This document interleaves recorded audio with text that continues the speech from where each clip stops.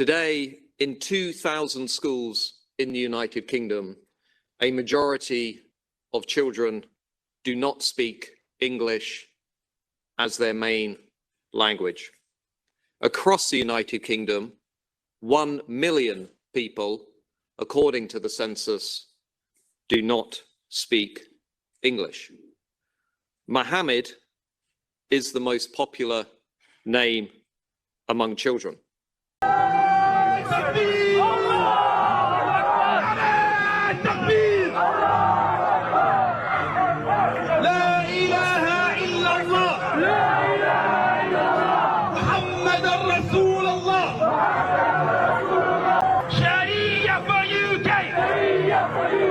As we have also discovered through the rape gang scandal, the grooming gang scandal, which was the industrial scale rape of hundreds of thousands of British children by Pakistani Muslim gangs.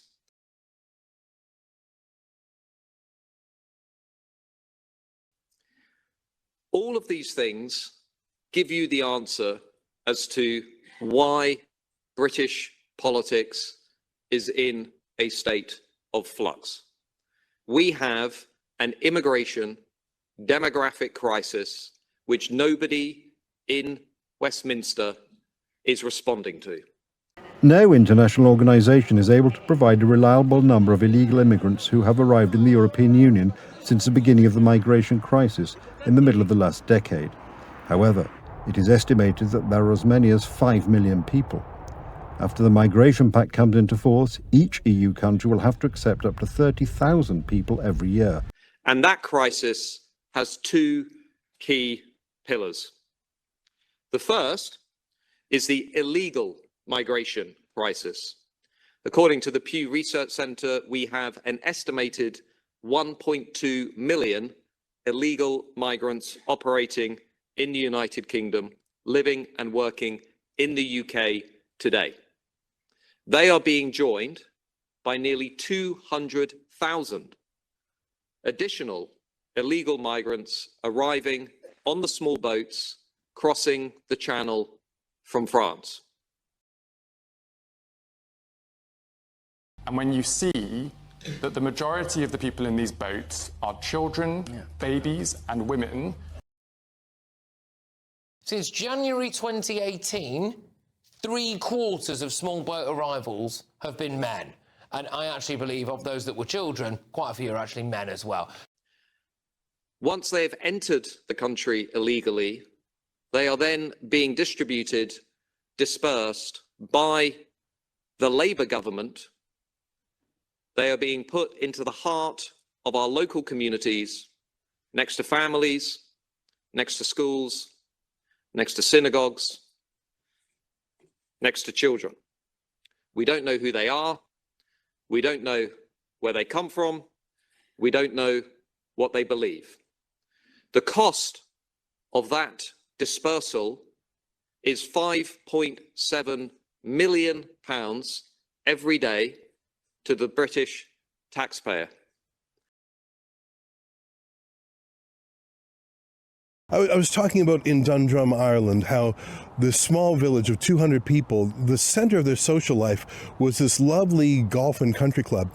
And suddenly the whole place was bought out because they just offered such a staggering number to the owner that he replaced its role in the community with a refugee camp in this 5-star luxury. And suddenly 240 migrants moved into a village of 200 people. The Irish immediately became a minority in their own town. 330 men. So there's 330 men in here, people. Yeah, this is one of 3 hotels. One of 3 hotels one of 3 in Stevenage. yeah. This is one of the smallest ones in Stevenage. Bloody hell. Yeah. I'm standing at City West. To call it a hotel is an understatement. It's a massive, sprawling complex with different buildings, with green areas, with massive parking lots. It's an enormous place. And you can understand when you see the scope and the scale of it, why the Irish government paid the equivalent of $250 million Canadian, it was about 150 million euros, to buy this beautiful facility and turn it into a refugee camp. That's what it is. In fact, it's so large it has different wings. Saying something, don't know what, but oh, there's 2 officers there.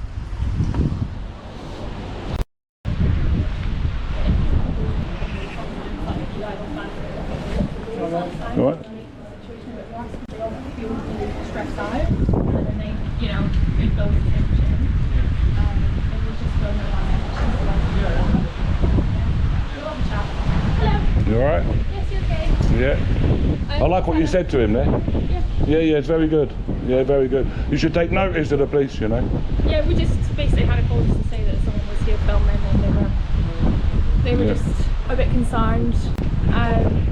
We just have to ask what you're doing. What's that? We just have to ask what you're doing. What Just you're trying filming. to do the day. Just filming. Fine. Yeah, Okay. that's it. I don't disrupt anybody. Perfect. In which case, we'll leave you to it. Thank you very much.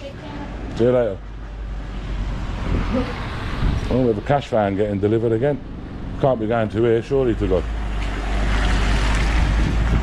Must be going to the harvester. But they're going to toodle off. He's just come back from the Tesco. He's got his mask on. Hello. How are you? Good. Yeah. Are you staying in the hotel? No English. No English? But you understood it very well, didn't you?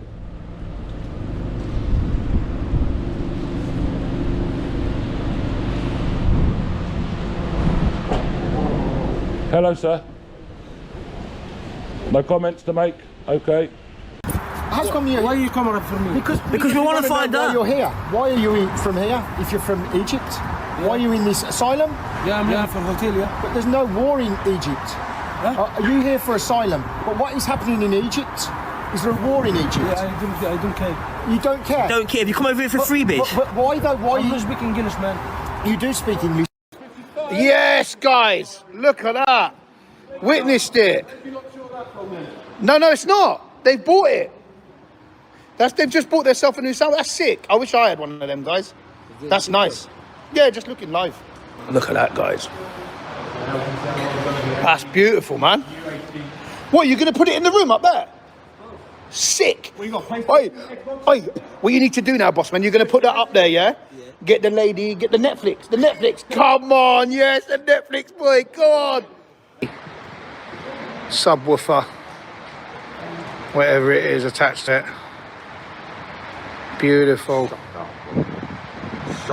Shut this down, will we? We got to shut this down, guys. If current trends continue, by the time of the next general election, another 181,000 illegal migrants will enter the UK illegally. I'm not sure whether in the final analysis the state is dysfunctional or whether it's better termed as a hostile state, maybe even a rogue state, a state that's in all fundamental respects set against us, hostile to our interests, to our values, and sometimes it seems our way of life. Now, I think this hostility is best illustrated by the Afghanistan data leak and the ensuing secret plot to fly thousands of possible Taliban members to Britain. Now, this scandal, which people haven't really properly digested, it kind of faded too fast from the news cycle, is, I think, the epitome of how the state works, not just disconnected from the desires of ordinary people, but actively hostile to them.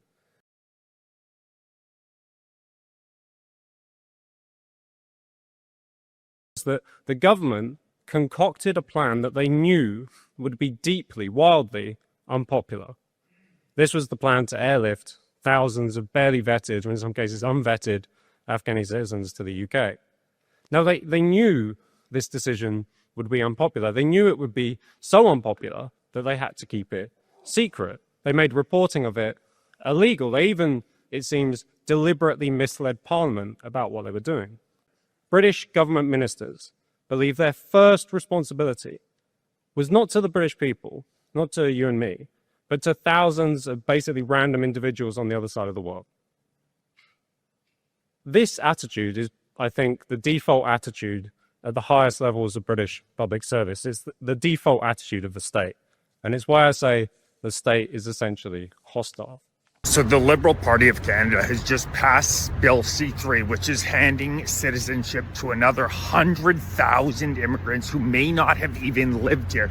If you now have a parent who has lived in Canada for a minimum of 1,000 days, you are being granted Canadian citizenship. This is without a language test, without a Charter of Rights and Freedoms test, no test whatsoever. Just the Canadian government, again, dispensing 100,000 more Canadian passports out to people, handing them out like candy. It makes absolutely no sense.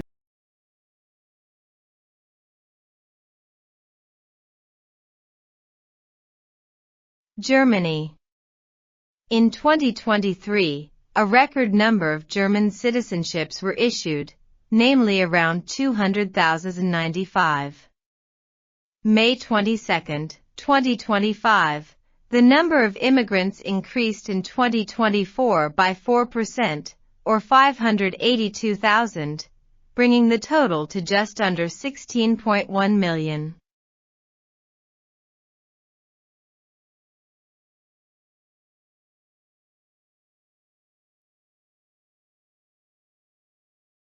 Because we have a situation, as I've said, where the state is not operated in our interests. In fact, it's operated often directly against our interests.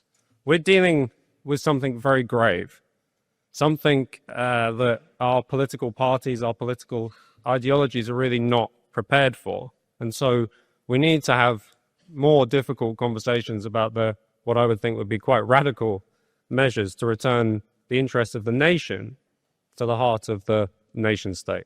Thank you.